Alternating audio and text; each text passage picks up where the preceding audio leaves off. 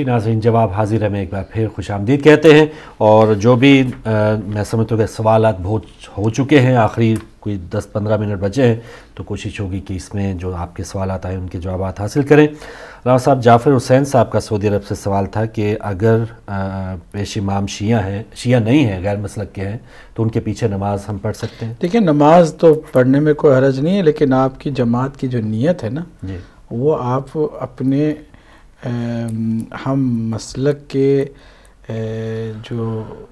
افراد ہیں انہی کے پیچھے آپ نماز جماعت کی نیت کریں گے، ورنہ جماعت میں شریک ہو کر کے ان کی جماعت کے ساتھ نماز پڑھنے میں کوئی حرج نہیں ہے، لیکن نیت بہرحال آپ کی فرادہ ہونی چاہیے۔ ٹھیک ہے۔ اچھا، گل حسین شاہ صاحب ہمارے بزرگ ہیں، تجویز دیے کہ لوگوں کو کہ اختلافی سوالات نہ کریں۔ جی نہ کریں تو اچھا، اختلاف ہی کریں، کہ بھی اگر شائستہ انداز میں کریں اور اختلافات دور کرنے کی کوشش کریں، یا دور خود بھی چاہیں کہ ذہنی طور پر اختلافات کو دور کر لیں، تو کوئی بری بات نہیں ہے۔ شرط ہے دو باتوں کی، ایک یہ کہ تعصب اور جہالت اور ہٹ دھرمی کی بنیاد پر سوال نہ کریں، دوسرا یہ کہ بنیاد اس پر رکھیں کہ ہم اس سوال کا صحیح جو جواب ہے اس کو لے کر ہم غلط فہمی دور کرتے ہیں۔ اگر یہ دو باتیں ہونا، لڑائی کی غرض سے نہیں نہ لڑائی جھگڑے کی نہیں، ہمیں کسی سے کیا لڑنا جھگڑنا ہے۔ آج کے مسلمانوں سے اتنی ہمیں خوشی ہوتی ہے کہ اگر ہم کمپیئر کرتے ہیں تو یقیناً ہمارے مسلمان بہت زیادہ شریف ہیں۔ ہمارے مسلمانوں میں ابھی کسی ایک کے اندر بھی اتنی خرابی نہیں پیدا ہوئی کہ جماعت کی نماز میں جناب پیش امام کو چھوڑ کے تجارت کے مال کے لیے یا ڈرامہ دیکھنے کے لیے چھوڑ کے چلے جائے، نماز توڑ کے چلا جائے۔ آج کا مسلمان یہ کرنے کے لیے تیار نہیں ہے، لیکن نبی مکرم کے پیچھے صحابہ کرام نے، بخاری نے لکھا ہے نا، امام بخاری نے لکھا کہ صرف 12 لوگ رہ گئے تھے، سب نکل گئے تھے۔ سورہ جمعہ میں قرآن کی آیتیں موجود ہیں، اب اس کے باوجود کہتے ہیں سارے کے سارے جنتی ہیں، تو یہ تو آنکھوں میں خود اپنے دھول جھونکنے والی بات ہوئی۔ بالکل صحیح، بہت شکریہ۔ محترم مسرور صدیقی صاحب نے مانچسٹر سے پوچھا، پچھلے بار بھی ان کا یہ سوال تھا کہ نبی کریم صلی اللہ علیہ وآلہ وسلم کے 2 خطبات ہیں، عرفات کے مقام پر اور غدیر کے مقام پہ، تو صحیح کون سا ہے؟ اور آخری یا اہل سنت کے مطابق عرفات کا ہی وہ حوالہ دیتے ہیں زیادہ؟ نہیں، اس میں اہل سنت کے ہاں بھی آخری خطبہ عرفات کا نہیں ہے، بلکہ غدیر کا جو خطبہ ہے، جو کہ وہاں سے حج سے واپس لوٹے، حج ختم ہو گیا، واپس لوٹے، مدینے کی طرف چلے، تو مدینہ اور مکہ کے درمیان ایک جگہ ہے جس کا نام غدیر خم، وہاں پر آپ نے پڑاؤ ڈالا، اور جو تھے صحابہ کرام ان سے کہا کہ سب یہاں پر اکٹھا ہو جائیں، اور جو لوگ آگے گئے ان سے کہا گیا کہ واپس لوٹ کر آئیں، اہم پیغام ان تک پہنچانا تھا، اور جو پیچھے رہ گئے تھے ان کا استقبال انتظار کیا۔ سارے جب صحابہ کرام بیٹھ گئے، جمع ہو گئے، تو آپ نے پالان شتر کا ایک نرالا سا ممبر بنایا، اور اس ممبر کے بعد اوپر تشریف لے کر گئے اور ایک انوکھا خطبہ دیا، بہت لمبا طویل خطبہ، جبکہ صحابہ کرام کھڑے ہوئے تھے، دھوپ کی شدت تھی، سوا نیزے پر آسمان تھا، اور ان کی جو ہے عبائیں اپنے پیروں کے نیچے رکھ لی تھیں تاکہ وہ پیروں میں آبلے نہ آ جائیں، اس قدر گرمی تھی۔ سب کھڑے کھڑے خطبہ سن رہے تھے، اور اس لمبے خطبے میں آپ نے فرمایا ساری باتیں سنانے کے بعد کہ وقت جو ہے قریب ہے، میں صرف جاننا چاہتا ہوں کہ کیا تم مجھے اپنے نفسوں سے زیادہ تصرف کا حق نہیں دیتے ہو؟ کیا میں تمہارے نفسوں پر تم سے زیادہ تصرف کا حق نہیں رکھتا ہوں؟ سب نے کہا یا رسول اللہ کیوں نہیں، بے شک آپ ہمارے اوپر، ہماری جانوں پر ہم سے زیادہ تصرف کا حق رکھتے ہیں۔ پھر فرمایا تو پھر سن لو کہ آج کے بعد سے میں جس کا مولا ہوں، علی اس کے مولا ہیں، میں اگر تمہارا مولا آقا کے طور پر ہوں تو علی بھی آقا کے طور پر مولا ہے، جب سے ہوں علی بھی اس وقت سے ہیں، اور آج تم کو بتاتے جا رہے ہیں کہ جس کا میں مولا ہوں، علی اس کے مولا ہیں۔ تو اس اعلان کے بعد پھر لوگوں نے مبارکبادیاں دیں، اور آ کر کے مولا علی کو السلام علیکہ یا امیر المؤمنین کہہ کے سلام کیا، اللہ کے حکم، نبی مکرم صلی اللہ علیہ وسلم کے حکم کے مطابق سلام بھی کیا لوگوں نے امیر المؤمنین علیہ السلام کو، اور یہ ساری باتیں ہوئی۔ حضرت عمر کا خاص کر بیان جو مبارکبادی کا تمام اہل سنت کی کتابوں میں درج ہے، وہاں پر جہاں تاکید کی مولا علی کی خلافت کی، وہیں اہل بیت اطہار کو قرآن کا ہم پلہ قرار دیتے ہوئے فرمایا انی تارکم فیکم الثقلین کتاب اللہ و عطرتی اہل بیتی۔ عطرتی و اہل بیتی متواتر حدیث ہے، اہل سنت کے یہاں اس کی سند کو کسی نے چیلنج نہیں کیا ہے، مسلم حدیث ہے، کتابوں میں مشہور، مگر زبانوں پر یہ حدیث نہیں لائی گئی بلکہ ایک اور حدیث لائی گئی، کیا کہ حضور نے فرمایا عرفات کے میدان میں، جیسے کہ انہوں نے بھی فرمایا کہ کتاب اللہ و سنتی، کتاب اللہ و سنتی، کتاب و سنت، کتاب و سنت، کتاب و سنت۔ اس کا اتنا پروپیگنڈا ہوا کہ لوگ اصلی حدیث بھول گئے۔ نبی مکرم نے جو فرمایا یہ نہیں فرمایا تھا بلکہ فرمایا تھا کہ میرے بعد کتاب خدا اور میری عطرت میرے اہل بیت، ما ان تمسکتم بہما لن تضلوا من بعدی، قرآن و اہل بیت، قرآن و اہل بیت نبی مکرم فرما رہے۔ بعد میں لوگوں نے چالاکیاں کی اور اہل بیت سے امت کو دور کرنے کے لیے فرمایا کتاب و سنت، کتاب و سنت، کتاب و سنت، اس کو مشہور کر دیا گیا۔ اگر میں ایک دفعہ میں نے حدیث ثقلین کی مفصل اہل سنت کی کتابوں سے پورے سند کے ساتھ دکھائی تھی لوگوں کو، صحیح مسلم سے لے کے سیاہ ستہ میں، ترمذی اور دیگر کتابوں میں، اور اس کی سند متواتر ہے، مختلف طریقوں سے مختلف اہل صحابہ کرام نے اس کو نقل کیا، کتاب اللہ و عطرتی اہل بیتی۔ اس کو چھپا کر کے پروپیگنڈا کیا ہوتا ہے، کتاب اللہ و سنتی۔ اب کتاب اللہ و سنتی والی حدیث کو اگر آپ دیکھیں گے تو کہیں نہیں ہے پرانی کسی بھی حدیث کی کتاب میں، صحیح بخاری، صحیح مسلم، کسی کتاب میں نہیں ہے، صرف موطا بن ابن مالک میں، انس بن مالک جو ہے اہل سنت کے امام مالک جو ہے نا، انہوں نے ایک کتاب لکھی الموطا، اس میں ایک حدیث ہے اور اس میں بھی جو سند ہے وہ اہل سنت کے علماء رجال نے اس کو ضعیف بتایا ہے، سند بھی ضعیف ہے، صرف ایک کتاب میں ہے اس کو بھی ضعیف بتایا ہے۔ اس سے نقل کیا ہے کس نے، خطیب بغدادی نے اپنی کتاب میں۔ پھر مستدرک میں بھی یہ حدیث آئی ہے، اور اس حدیث کو و سنتی کی حدیث کو جو راوی ان کے بیان کیے ہیں اس میں بھی جو افراد ہیں ان کو اہل سنت کے ہی علماء رجال نے ضعیف بتایا ہے، سارے کے سارے ضعیف نہیں ہیں تو کم از کم کچھ ان میں ضعیف ضرور ہیں۔ خطیب بغدادی نے نقل کیا، پھر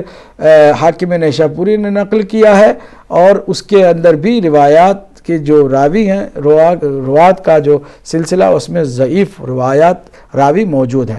اب اس ضعیف بعض کے نزدیک جعلی، لیکن بعض کے نزدیک اہل سنت کے علماء رجال کے نزدیک یہ ضعیف تو حتماً ہے، یہ کتاب اللہ و سنتی۔ ایک ضعیف یا جعلی حدیث کو کس کے مقابل میں، جو متواتر اور صحیح اور مستند حدیث ہے اس کے مقابل میں لا کر کے اس کو چھپا دیا گیا، اس کو اٹھایا گیا، ایسا اٹھایا گیا کہ اکثر اہل سنت کو کتاب اللہ و عطرتی اہل بیتی کی حدیث جب ہم سناتے ہیں تو ان کو تعجب لگتا ہے، کیونکہ بچپن سے سنا ہے کتاب اللہ و سنتی، بلکہ اپنے کورس کی کتابوں میں یہ واقعہ عرفات کا ذکر ہوتا ہے۔ بہت شکریہ۔ اچھا، آخری 7-8 منٹ ہیں، بہت سے ایسے سوالات بھی ہیں، میں چاہوں گا 5 منٹ بتا رہے ہیں بھائی۔ تو علی بھائی کا جو سوال تھا آج کے ٹاپک سے ریلیٹڈ بھی تھا، میں چاہوں گا کہ اس پر ہم ختم کریں کہ یہ واقعہ کرتاز جو وہ حدیث کرتاز تو حضرت مولا علی علیہ السلام نے یا اہل بیت علیہ السلام میں سے کسی نے وہ کاغذ قلم کیوں نہیں دیا؟ جی، اگر اس پر اصل میں مانگا کس لیے تھا اس پر توجہ کرنے کی ضرورت ہے نا، بات سمجھ میں آئے گی اس وقت جب آپ یہ نقطہ جو حضرت عمر کو فوراً سمجھ میں آ گیا تھا، ہمیں سمجھنا چاہیے۔ جو لوگ سوال کر رہے ہیں نا کہ حضرت علی نے کیوں نہیں دیا، ان کو سمجھنا چاہیے کہ نقطہ کیا ہے، کیوں حضرت سرکار دو عالم صلی اللہ علیہ وآلہ وسلم قلم و دوات منگا رہے ہیں، کیا لکھنا چاہ رہے ہیں؟ بھاپ گئے تھے حضرت عمر، اسی لیے انہوں نے لکھنے نہیں دیا، رکاوٹ ڈال دی۔ اچھا، اس چیز کا بھی سوال اٹھتا ہے کہ شیعوں کو کیسے پتا چلا کہ حضور یہی لکھنا چاہ رہے تھے؟ کیونکہ حضرت عمر کا انکار اور اس کے بعد ان کا جو دعویٰ، پھر ان کی جو کوشش، بات کے جو ہاں، اس طرف یہ کہ خود اہل سنت کے جو شارحین ہیں جنہوں نے شرح لکھی ہے، انہوں نے بھی کہا کہ اس کے علاوہ کوئی اور بات نہیں تھی کہ جس پر حضرت عمر کو غصہ آئے یا وہ منع کرنا چاہے اور روکنا چاہیں، اور کسی کو بھی کیا پرابلم ہو سکتی تھی؟ کوئی اور بات اگر ہوتی تو آسانی سے ہر کوئی کہتا ہے لکھو بھائی، مجھے صرف یہاں پر طنز کے طور پر نہیں بلکہ حقیقت کو نزدیک سے سمجھنے کے لیے یہ کہنا شاید مناسب ہوگا کہ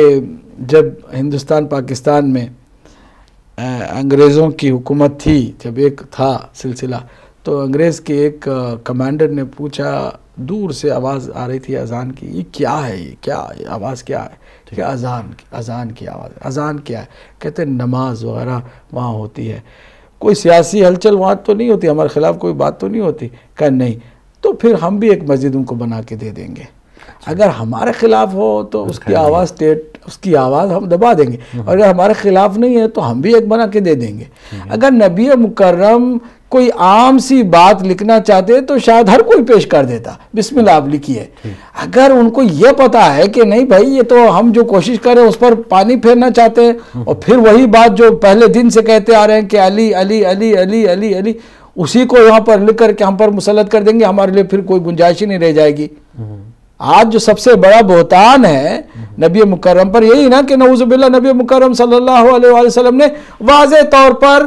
یہ نہیں بتایا کہ علی ہی ان کے بعد خلیفہ ہیں، اسی لیے امت پر چھوڑ دیا، امت نے اپنے حساب سے سقیفہ میں بنا لیا۔ یہ جو بتا رہے ہیں نا، یہ بتا نہ سکتے اگر وہ تحریر ہوتی، کیونکہ اس میں لکھا آ جاتا۔ تو یہاں پر یہ دیکھنا ہے کہ بات مولا علی سے لکھوانے کی تھی ہی نہیں، بات ان لوگوں سے لکھوانے کی تھی کہ ان کو پابند کر دیں کہ جو ہجوم میں یا رش میں، تو پھر حکم تو سب پہ واجب ہو گیا۔ نہیں دیکھیں نا، بات وہی میں کہہ رہا ہوں نا، اگر آپ 10 لوگ خاص ان کو بلائے گئے ہیں، وہ بیٹھے ہوئے ہیں، اور آپ خاص چند لوگوں سے خطاب کریں، انہی سے کہہ رہے ہیں کہ وہ لے کر آئیں، دوسرے لوگوں سے نہیں کریں کیونکہ ان سے کوئی پرابلم نہیں ہے، بات ان کی ہے، ٹھیک ہے، ان سے کہہ رہے ہیں جن کے بارے میں نبی مکرم کو پتا چل گیا ہے کہ کچھ سیاسی سرگرمیاں جاری ہیں، انہی کے ذریعے سے اس باب کو سد باب کرنا چاہتے ہیں، دروازہ بند کرنا چاہتے ہیں اس کا، لیکن وہی لوگ مخالف ہوئے، نہیں کرنے دیا، ٹھیک ہے، حتیٰ کہ اندر سے خواتین نے بھی آوازیں لگائی کہ بھئی نبی مکرم مانگ رہے ہیں کیوں نہیں دیتے۔ اس کے باوجود بھی مولا علی اٹھ کے دینا چاہتے تو دے سکتے تھے، لیکن جب نبی مکرم کے منہ پر انکار ہو رہا ہے ادھر سے، اور ادھر سے اگر دے بھی دے تو صاف کہہ دیتے کہ یہ تو آپس کی ان کی ملی بھگت تھی، بنی ہاشم نے خود ہی تحریر بعد میں پھاڑی بھی گئی تھی، پھاڑی بھی گئی نہیں، وہ ہماری کتابوں میں ہے، لیکن اہل سنت کی کتابوں سے ہم کوئی چیز ثابت کرنا چاہیں تو اہل سنت کی کتابوں میں نہیں کہ مولا علی نے دی تو مولا علی کے لیے لکھا وصیت، تو اہل سنت کی کتابوں میں نہیں ہے، ہم تو ہر بات کو اہل سنت کی کتابوں سے ثابت کر رہے ہیں نا۔ اس لیے میں کہہ رہا ہوں for the sake of argument کہ اگر مولا علی کو لکھ کر دیتے تو بھی آپ نہ ماننے والے، نبی مکرم کا انکار کرنے والے مولا علی کی تحریر کو کہاں مانتے؟ چنانچہ جب مولا علی نے قرآن کو کی تفسیر اور تعویل کو لکھ کر پیش کیا تو ارباب حکومت نے نہیں مانا۔ مولا علی کو جناب سیدہ سلام اللہ علیہ گواہ لے کر جاتی ہیں فدق کے معاملے میں، یہ کہہ کر گواہ مولا علی کی گواہی جو ہے ٹھکرا دی جاتی ہے کہ وہ تو آپ کے شوہر ہیں، وہ فیور کریں گے ہی، کہ میرے بچے حسنین گواہ ہیں، کہ وہ بھی آپ کے بیٹے ہیں۔ حد یہ ہے کہ ام ایمن ام المومنین ہے، انہوں نے گواہی دی کہ وہ بھی تو آپ کے اپنے گھر کی بات ہے اور آپ لوگوں کی ایک اپنی وہ ہے، تو یہ انکار کا یہ عالم ہے۔ تو ایسی صورت میں اگر مولا علی دیتے بھی تو اس کا فائدہ آپ کو کہاں نظر آ رہا؟